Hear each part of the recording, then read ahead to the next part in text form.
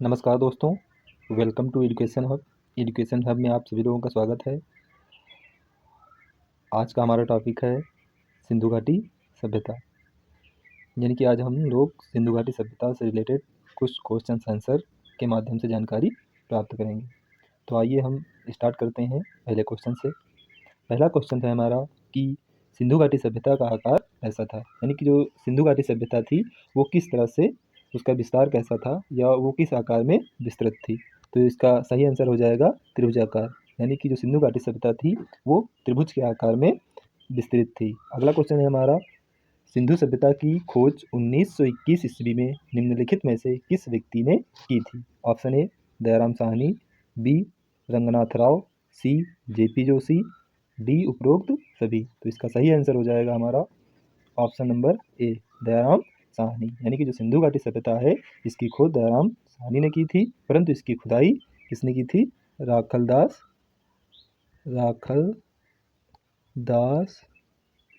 बनर्जी ने। राखलदास बनर्जी ने इसकी खुदाई की थी। अगला क्वेश्चन है हमारा क्वेश्चन नंबर 3, सिंधु सभ्यता का सर्वाधिक पश्चिमी स्थल कौन सा है। Option A Sutkagen Dor, B Alamgirpur, C Rakhigarhi, D Lothal. तो जैसा कि हम जानते हैं कि जैसे ये हो गई हमारी सिंधु घाटी सभ्यता, तो इसका जो सबसे पूर्वी स्थल था वो था हमारा आलमगीरपुर। लेकिन जो इसका सबसे पश्चिमी स्थल था वो था हमारा सुतकांगे डोर। यानी कि ऑप्शन नंबर ए हमारा एकदम सही आंसर हो जाएगा। आगे बात करते हैं प्रश्न नंबर 4 की, सिंधु सभ्यता का सबसे पूर्वी स्थल कौन सा था। तो सिंधु घाटी सभ्यता का सबसे पूर्वी स्थल जैसा कि हमने अभी आपको बताया कौन सा था, आलमगीरपुर। अगला क्वेश्चन है हमारा क्वेश्चन नंबर 5, सिंधु घाटी सभ्यता किस प्रकार की थी। यानी कि उनका रहन सहन जो था या वो किस प्रकार से थे, जैसे नगरीय थी या ग्रामीण थी या शहरीकरण थी। तो जो हमारी सिंधु घाटी सभ्यता थी वो नगरीय सभ्यता थी। अगला क्वेश्चन है क्वेश्चन नंबर 6। क्वेश्चन नंबर 6 कह रहा है, स्वतंत्रता प्राप्ति के पश्चात हड़प्पा सभ्यता के सर्वाधिक स्थल कहाँ से खोजे गए हैं। गुजरात, राजस्थान, उत्तर प्रदेश या हरियाणा। तो इसका सही आंसर जो है वो हो जाएगा हमारा गुजरात। यानी कि स्वतंत्रता प्राप्ति के पश्चात सर्वाधिक स्थल हमारे गुजरात राज्य से खोजे गए हैं। अगला प्रश्न है, भारत में स्थित सिंधु सभ्यता का सबसे बड़ा स्थल कौन सा है। मोहनजोदड़ो, राखीगढ़ी, कालीबंगा या लोथल। तो इसका सही आंसर हो जाएगा राखीगढ़ी। अगर हम बात करें मोहनजोदड़ो की, तो सिंधु घाटी सभ्यता का सबसे बड़ा स्थल मोहनजोदड़ो है, लेकिन वो हमारे भारत में स्थित नहीं है। इसलिए अगर भारत में पूछेगा तो भारत में स्थित सिंधु घाटी सभ्यता का सबसे बड़ा स्थल हमारा राखीगढ़ी ही हो जाएगा। ठीक है। अगला क्वेश्चन है हमारा, निम्नलिखित में से कौन सिंधु सभ्यता का बंदरगाह था। लोथल, सुतकोदा या दोनों। तो इसका सही आंसर होगा ऑप्शन सी, यानी कि दोनों। लोथल और सुतकोदा दोनों ही सिंधु सभ्यता के दो प्रमुख बंदरगाह थे। अगला क्वेश्चन है क्वेश्चन नंबर 9, जुते हुए खेत और नक्काशीदार ईंट के प्रयोग का प्रमाण कहाँ से प्राप्त हुआ है। ए राखीगढ़ी, बी मोहनजोदड़ो, सी कालीबंगा और डी हड़प्पा। इसका सही आंसर होगा कालीबंगा। कालीबंगा से ही जुते हुए खेत और नक्काशी ईंट का प्रमाण मिला है, जो कि राजस्थान राज्य में अवस्थित है। अगला क्वेश्चन है हमारा क्वेश्चन नंबर 10 जो है हो जाएगा।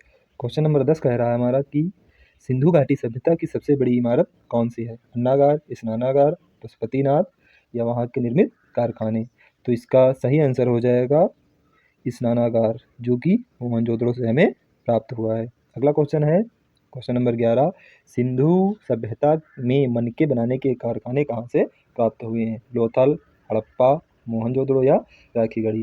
तो जो सिंधु घाटी सभ्यता में मनके बनाने के कारखाने हैं वो हमें लोथल से प्राप्त हुए हैं।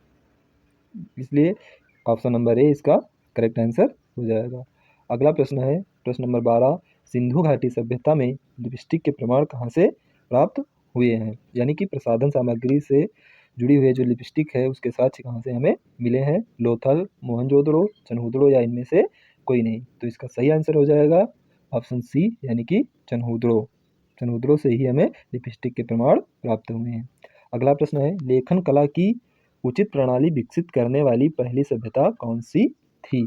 सुमेरियन सभ्यता, मेसोपोटामिया की सभ्यता, सिंधु घाटी की सभ्यता या उपरोक्त सभी? तो इसका सही आंसर होगा हमारा सुमेरियन की सभ्यता, यानी कि लेखन कला की जो उचित प्रणाली का विकास हुआ है वो कहाँ से हुआ है? सुमेरियन सभ्यता से प्रारंभ हुआ है।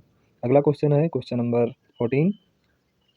सिंधु सभ्यता के लोगों ने नगरों तथा घरों के विन्यास के लिए किस पद्धति को अपनाया था? यानी कि जो सिंधु घाटी सभ्यता के घर थे वो किस पद्धति में बने हुए थे, यानी कि उनके जो मकान थे वो किस पद्धति में बने हुए थे? ऑप्शन ए रिजले पद्धति, बी डोमेनियन पद्धति, सी ग्रिड पद्धति, डी इनमें से कोई नहीं। इसका सही आंसर हो जाएगा हमारा ऑप्शन सी यानी कि ग्रिड पद्धति। नेक्स्ट क्वेश्चन है हमारा जो कि इस वीडियो का लास्ट क्वेश्चन है। लास्ट क्वेश्चन हमारा कह रहा है कि मिट्टी से हल बनाने के प्रमाण कहाँ से प्राप्त हुए हैं? Option A Banawali, B Sadikaur, C Dholavira, D Mohenjodaro. इसका सही आंसर हो जाएगा बनवाली, क्योंकि बनवाली से ही हमें मिट्टी से बने हल जो है प्राप्त हुए हैं। आज के लिए इस वीडियो में इतना ही, मिलते हैं नेक्स्ट क्लास में, तब तक के लिए जय हिंद।